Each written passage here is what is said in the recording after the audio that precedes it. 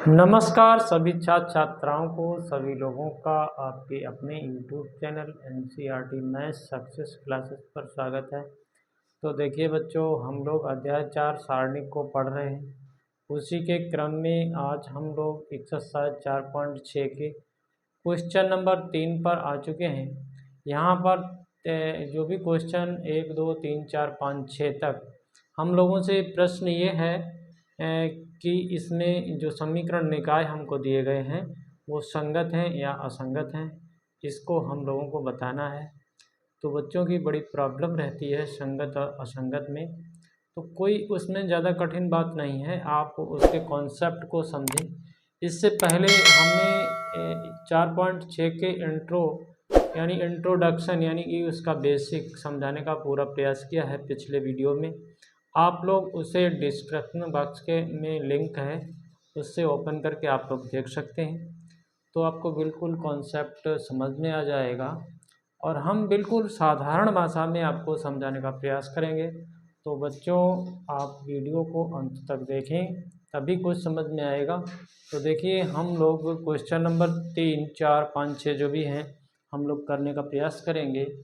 तो बच्चों, यहाँ पर हम लोगों को समीकरण निकाय का संगत और असंगत के रूप में वर्गीकरण करना है। तो कोई प्रॉब्लम नहीं, क्वेश्चन नंबर 3 हमने लिखा है और क्वेश्चन नंबर 4 लिखा है। क्योंकि हमारा वीडियो थोड़ा छोटा रहे इसलिए हमने पहले ही लिख रखा है। तो देखिए, हम आपको समझाने का प्रयास करते हैं। तो देखिए बच्चों, इस समीकरण निकाय को यदि हम लोग लिखना चाहें तो देखिए ऐसे भी लिख सकते हैं। यहाँ x के साथ 1 है, यहाँ 3 है, यहाँ 2 है, यहाँ 6 है। इसको हमने ऐसे एक मैट्रिक्स में एडजस्ट कर दिया है और एक्स वाई को ऐसे एक मैट्रिक्स में ही एडजस्ट करके गुणा में लिख दिया है। इधर से देखिए, ये 5 है और ये 8 है। यदि अभी हम लोग इसका गुणा करने बैठें, मतलब गुणा करें, तो यही सब आ जाएगा। तो ये जो हमारा ये रूप आया है, ये AX बराबर B टाइप से आया है। यहाँ पर यदि हम A मैट्रिक्स की बात करें तो देखिए बच्चों, A मैट्रिक्स हमारा 1, 3 और 2, 6 है। तो कॉन्सेप्ट आप याद रखें कि कॉन्सेप्ट क्या है। तो यदि हम देखिए, हम लोग ये भी जानते हैं कि यदि किसी वर्गाभ्यू का आप सारणिक निकालें यानी कि डिटर्मिनेंट निकालें, यदि वो नॉट 0 आता है तो जो हमारा वर्गाभ्यू दिया गया होता है वो व्युत्क्रमणीय होता है। ठीक है, जब हमारा वर्गाभ्यू जो दिया गया होता है व्युत्क्रमणीय होगा तो हमारा समीकरण निकाय संगत होगा। ठीक है, यदि हमारा डिटर्मिनेंट ए का डिटर्मिनेंट 0 के बराबर होगा तो वहाँ पर दो स्थितियाँ होती हैं। दो स्थितियों की बात अभी हम लोग करेंगे अगले सवाल में, जहाँ पर ये आएगा ए का डिटर्मिनेंट 0, तो वहाँ पर हम लोग समझ ही लेंगे। यदि आपको समझ में नहीं आ रहा है तो आप हमारे वीडियो को ज़रूर देखें, इससे पिछले वाले वीडियो को ज़रूर देख लें, तो बिल्कुल समझ में आ जाएगा। तो देखिए बच्चों, यदि हम यहाँ पर ए का सारणिक निकाल दें, ए का डिटर्मिनेंट निकाल दें, तो इस मैट्रिक्स को हम लोग सारणिक में रख सकते हैं। ठीक है, हमने रख दिया। अब सारणिक को हल करना आपको आता है। इधर देखिए क्या है, इधर देखिए 6 ये है, 6 हो जाएगा और 3 दूनी 6। ये आपका क्या आ गया भैया, ए का डिटर्मिनेंट यहाँ तो 0 आ गया। अब प्रॉब्लम हो गई कि ये ए जो मैट्रिक्स है ये अव्युत्क्रमणीय है। तो ऐसी स्थिति में हम लोग क्या करते हैं, देखिए बच्चों, हम लोग ऐसी स्थिति में क्या करते हैं, हम लोगों को तब जो है adjoint of A into B ज्ञात करना होता है। इस स्थिति में हम लोग क्या करेंगे, adjoint of A into B ज्ञात करके हम लोगों के पास फिर दो कंडीशनें होती हैं। यदि इसके बराबर it's not is equal to 0 आ जाए, मतलब में 0 मतलब शून्य अभी आ जाए, तो समीकरण निकाय असंगत हो जाता है। क्या हो जाता है, असंगत हो जाता है। ठीक है, हम लोगों ने कल के ही वीडियो में इस कॉन्सेप्ट को समझा था। तो समीकरण निकाय असंगत हो जाता है और इसका कोई हल नहीं होता है, ये भी साथ के साथ आप समझते रहें। तो अब हमारी प्रॉब्लम है इस ए मैट्रिक्स का एडजॉइंट ऑफ ए निकालना, और बी मैट्रिक्स यही है, ये वाला बी मैट्रिक्स है, ठीक है, ये वाला। तो एडजॉइंट ऑफ ए निकालने के लिए सबसे पहले हमें ये देखना होगा कि मैट्रिक्स क्या है, 1 3 2 6 ये है। यदि हम इसका एडजॉइंट ऑफ ए निकालें तो एक साधारण सी बात है, इसको इंटरचेंज कर दीजिए 6 1, और इनमें क्या कर दीजिए, चिन्ह बदल दीजिए। ये आपका एडजॉइंट ऑफ ए आ गया है, एकदम ये डायरेक्ट वाला फार्मूला हम लोग यूज कर रहे हैं। तो अब हमें करना क्या है, adjoint of A into B करना है। तो कोई दिक्कत नहीं भाई, adjoint of A into B करेंगे, कोई बात नहीं। हम इसको लिख लेते हैं 6 -3 -2 1, और इंटू में बी करेंगे तो बी कहाँ है हमारे पास, बी ये 5 8 है। तो देखिए इसको भी हम लोग लिख लेते हैं, क्योंकि गुणा में अब आपको कैसे गुणा करते हैं, रो बाई कॉलम, ठीक है, रो बाई कॉलम। तो क्या करोगे, तो देखिए रो बाई कॉलम यानी कि 6 पंचे 30 8 तियाँ 24, ठीक है, 6 पंचे 30 8 तियाँ 24। यहाँ देखिए आप ये भी ध्यान रखें, दो मैट्रिक्स का गुणा तभी संभव है जब इसके स्तंभ और इसकी पंक्ति आपस में बराबर हो, तभी इनका गुणा संभव है। इसके स्तंभ देखिए 2 हैं और पंक्तियाँ यहाँ पर देखिए 2 हैं, ठीक है, तभी तो गुणा संभव है। तो देखिए 6 पंचे 30, ठीक है, और फिर क्या आएगा, 6 पंचे 30 8 तियाँ 24 माइनस का 24, ठीक है। अब देखिए, अब यहाँ पर देखिए ये एक चीज़ का ध्यान रहे, ये देखिए 2 क्रॉस 2, इसके स्तंभ आपके 2 हैं, यहाँ पर आपकी रो जो हैं 2 हैं, यहाँ पर भी रो 2 हैं, 2 क्रॉस 1 ये। तो देखिए अब आप देख रहे होंगे इसके स्तंभ कितने हैं, 2 हैं, इसकी रो कितनी है, 2, ठीक है। तो अब हम लोगों को जो मैट्रिक्स प्राप्त होगा वो 2 क्रॉस 1 का प्राप्त होगा, 2 क्रॉस 1 का।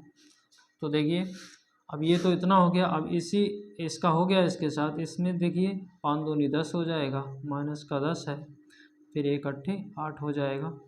तो देखिए ये हमें मिल गया है। अब इसको देखते हैं क्या रहेगा, ये 6 रहेगा, यहाँ देखिए माइनस का 2 रहेगा। तो हमें कैसा मैट्रिक्स ये मिल गया है। तो इसको हम लोग ऐसे करके लिखते हैं, एडजॉइंट ए इंटू बी, यानी कि कहने का मतलब, कहने का तात्पर्य ये है, adjoint of A into B is not is equal to शून्याभ्यू। ये शून्याभ्यू तो नहीं है, ये शून्याभ्यू नहीं है।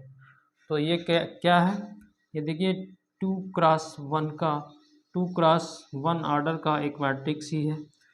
तो ऐसी स्थिति में हमारा समीकरण निकाय क्या हो जाएगा, समीकरण निकाय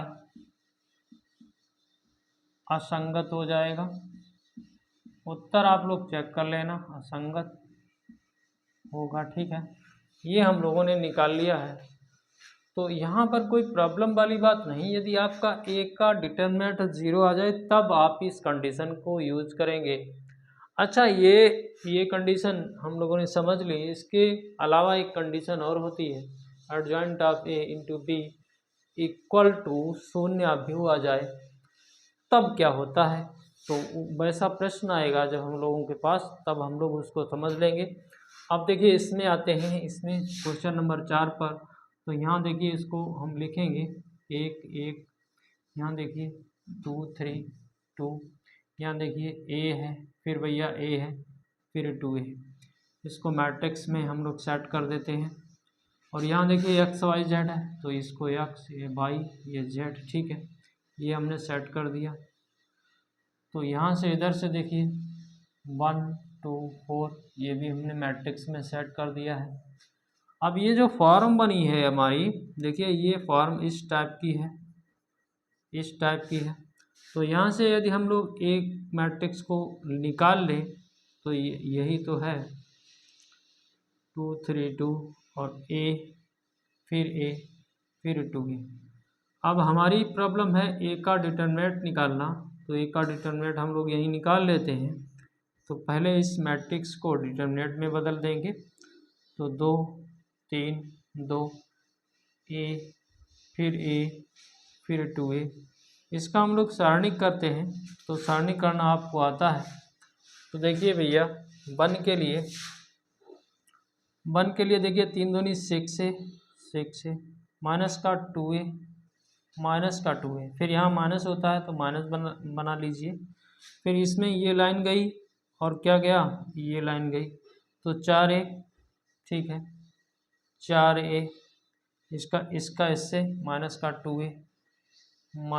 2a, फिर इसके लिए 1 के लिए तो 1, इसमें आपकी ये लाइन गई और ये, तो 2a minus 3a, 2a minus का 3a। अब यहाँ कैलकुलेशन बाकी है तो कर लेते। तो यहाँ देखिए 4a आ गया, यहाँ पर 2a माइनस का आ गया, ठीक है, 2a माइनस का आ गया। यहाँ पर देखिए माइनस का a बचा हुआ है, तो कुल मिला के 4a में से 3a निकाल दो, 4a माइनस 3a बराबर a बचा है। तो कहने का तात्पर्य ये है कि a का determinant is not is equal to 0 है, 0 नहीं आया है, ठीक है। तो हम लोग लिख सकते हैं कि a जो मैट्रिक्स है ये व्युत्क्रमणीय है,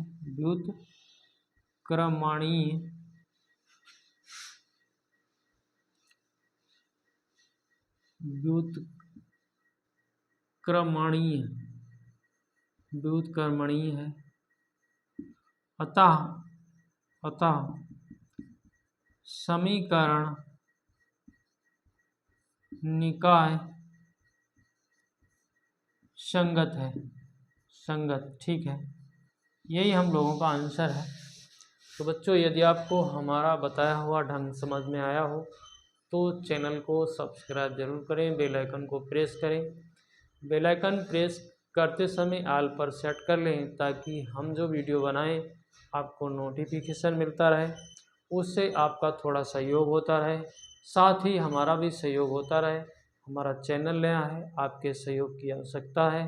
आप लोग दोस्तों में शेयर करें, एक प्यारा सा कमेंट करें। वीडियो देखने के लिए आप लोगों का बहुत बहुत धन्यवाद।